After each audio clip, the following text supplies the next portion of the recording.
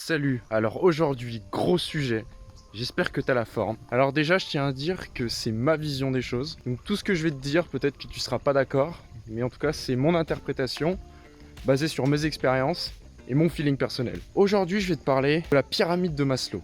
Je sais pas si tu connais cette belle petite pyramide, mais elle parle de 5 besoins pour pouvoir être en phase avec soi-même, pour pouvoir être heureux. Alors, elle n'est pas absolue, elle est critiquable. Moi, je vais surtout m'attarder sur les besoins physiologiques. Donc pour moi, les besoins physiologiques, je les assimile aux besoins primaires. Donc tout ce qui est sommeil, manger, la soif. Et ensuite, tu as le besoin de sécurité. Donc je vais assimiler à pouvoir assouvir les besoins de sa famille, à pouvoir avoir un toit et avoir un emploi stable, de l'argent stable pour pouvoir assouvir ses besoins primaires pour toi et ceux de ta famille. Ensuite, le besoin d'appartenance et d'amour et le besoin d'estime et ensuite le besoin d'accomplissement de soi. Je les mélange un petit peu tous les trois. Mais pourquoi je parle de ces besoins ? Parce qu'on a la chance de vivre dans des pays riches et ça a beaucoup changé. En tant que pays riche, notre niveau de vie a incroyablement augmenté durant ces dernières décennies et aujourd'hui, quasiment tout le monde a le luxe d'avoir un toit, de pouvoir subvenir à ses besoins primaires et d'avoir cette sécurité de l'emploi. Et du coup, pourquoi aujourd'hui tellement de personnes qui arrivent à subvenir à ces besoins, mais qui pourtant sont toujours profondément malheureuses, c'est lié au besoin d'accomplissement de soi. En fait, c'est plusieurs étapes. Et une fois que tu as franchi une étape, tu as envie d'avoir plus. Évidemment, ça, tu t'en rends compte encore plus quand tu voyages. Quand tu voyages dans des pays plus pauvres qui n'ont pas cette chance, comme en Asie du Sud-Est, comme au Mexique, la majorité des personnes travaillent pour survivre, pour alimenter leur famille, pour avoir un toit pour eux et leur famille, pour tout simplement ne pas vivre dans la pauvreté. Et ce besoin d'accomplissement de soi, il peut être plus ou moins important chez certains. Et souvent, et je trouve que c'est particulièrement vrai pour ma génération notamment, beaucoup plus que pour la génération de mes parents, de tes parents si tu me regardes et que t'es jeune, parce qu'avant il y avait beaucoup moins ce luxe.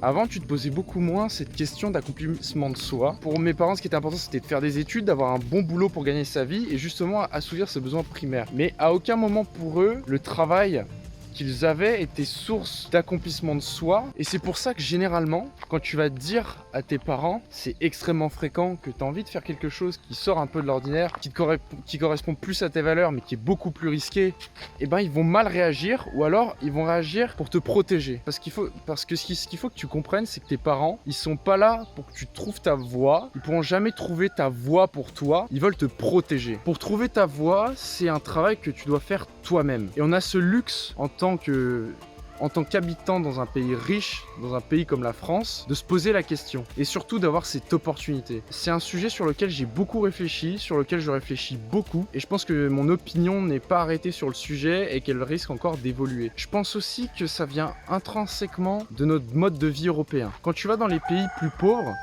comme Bali par exemple où je suis, ou comme le Mexique, les valeurs de la religion sont beaucoup plus présentes. Alors je suis pas croyant, dans les religions il y a des bonnes choses à prendre, il y a des trucs à acheter, il y a des valeurs qui sont profondément bonnes dans la religion, qui sont beaucoup plus présentes dans les pays moins développés. Tu vois par exemple à Bali, ils sont hindous. Et l'hindouisme, et le bouddhisme par extension, est une religion avec une philosophie où le matérialisme est beaucoup moins présent. Ils ne vivent pas dans cette société de surconsommation qui a émergé aux États-Unis et qui s'est reflétée en Europe. Et c'est pareil au Mexique, même si là ils sont beaucoup plus chrétiens. Les valeurs de partage, de famille et d'accomplir en fait ses besoins primaires, donc ses besoins de sécurité, d'amour, envers ses proches, pouvoir prendre soin de sa famille, c'est quelque chose qui est amplement suffisant généralement pour ces personnes-là et pour pouvoir être heureux justement. Et dans ces pays-là, ils n'ont pas la chance d'avoir une liberté d'information aussi importante que la nôtre, même s'il y a toujours plus ou moins de censure, on va pas rentrer dans un débat. Si on se compare à la majorité des autres pays, on a quand même en France une liberté d'information qui est incroyable par rapport aux pays plus pauvres. Et je pense que c'est fondamentalement lié au fait d'en être conscient ou pas. Dans les pays les plus pauvres, leur objectif c'est de subvenir du coup à ses besoins en bas de la pyramide. L'éducation est moins élevée et ils n'ont pas conscience qu'en fait c'est possible d'accomplir à la fois ces besoins-là et un travail qui est lié à leurs valeurs, qui les accomplit. Parce qu'on est d'accord que Bali, avant d'être touristique, tout le monde était fermier. Et on va pas dire que tous les Balinais étaient contents d'être fermiers et que c'était un travail dans lequel ils s'accomplissaient. Et l'école te sert à avoir une haute éducation, mais n'a à aucun moment l'objectif de trouver ta voie et de trouver un métier pour que tu t'accomplisses dedans. Ça d'ailleurs c'est un sujet que je reviendrai dans une vidéo, parce que l'école c'est bien, si tu te reposes uniquement sur l'école pour faire ton éducation, tu vas avoir de sérieux problèmes. Et en Europe et aux États-Unis, on a ce problème de superficialité, de surconsommation, de matérialité en fait. On a été éduqué dans une société qui est régie par la publicité, où on te pousse toujours à consommer de plus en plus et on te fait croire que plus tu as de matériel et plus tu vas être heureux. Et c'est également pour ça que tu peux avoir tout ce que tu as besoin dans ta vie, tu peux manger à ta faim, tu peux avoir tout ce que tu veux, tout l'argent du monde, mais te sentir profondément mal parce que ton métier ne te plaît pas, tu fais un métier juste pour gagner de l'argent, mais tu fais rien avec cet argent. Et souvent quand tu as fait une bonne école, on va dire quand tu as fait de bonnes études, une école d'ingénieur, une école de commerce, un métier qui paye bien, et que tu obtiens un CDI, et qu'ensuite, au bout d'un moment, tu pètes un câble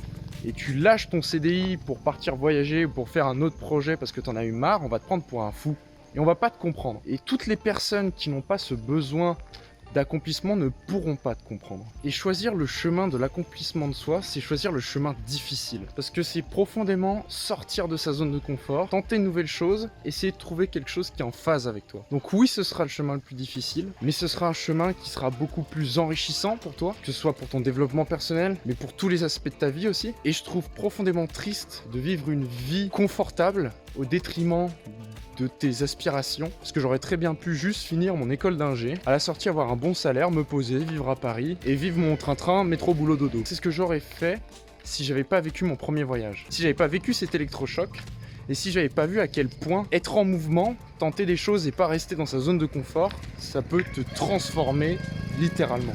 Alors maintenant, avant que le soleil se couche et qu'on n'y voit plus rien, je vais te raconter une petite anecdote. Une anecdote qui me fait remettre en question la pyramide pour les autres personnes, pour les autres parties du monde. Quand tu vois dans les pays, soit à Bali ou au Mexique, les personnes possèdent tellement moins de choses matérielles, mais sont tellement plus heureuses, ou en tout cas paraissent plus heureuses. Je veux dire, tu vas à Bali, la majorité des Balinais, même si tu les connais pas, ils vont te sourire.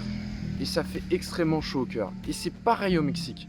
Quand tu vois ce qu'ils sont capables de te donner alors qu'ils ont beaucoup moins de toi, ça te fait un choc. Et j'avais des potes mexicains, ils faisaient partie d'une famille, c'était une sœur et deux frères, avec qui je m'entendais vraiment super bien. Et un jour, ils nous ont invités chez leurs grands-parents. Ils nous ont invités chez leurs grands-parents nous ont fait à manger des spécialités mexicaines fait maison, c'était excellent.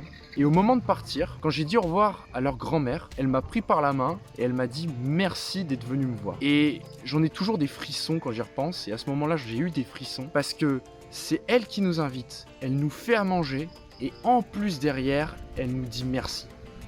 Et tu voyais dans ce regard qu'elle était profondément heureuse. Et pourtant, je suis quasiment persuadé qu'elle a jamais eu ce problème de remise en question, d'accomplissement de soi. Et tout ce qu'elle voulait, c'était d'être heureuse avec sa famille. Et tant qu'elle pouvait subvenir à ses besoins primaires, à ses besoins de sécurité, elle était profondément heureuse. Et c'est pour ça que je te dis que c'est un problème de pays riche, parce qu'on a l'opportunité d'avoir tellement de confort matériel, qu'on a le luxe de se poser cette question d'accomplissement de soi, de faire quelque chose, un travail, par passion, et non pas alimentaire ou par sécurité. Alors j'espère avoir été assez clair, c'était un sujet complexe, j'ai eu du mal à le structurer, j'espère que tu m'as compris, que tu as suivi mon idée, tu as compris ce que je voulais te transmettre. En plus j'ai été dérangé par un nom incroyable de scooter et de chien, c'était vraiment compliqué de finir cette vidéo. Donc si tu as aimé, n'hésite pas à t'abonner comme d'habitude et je te dis à demain, salut.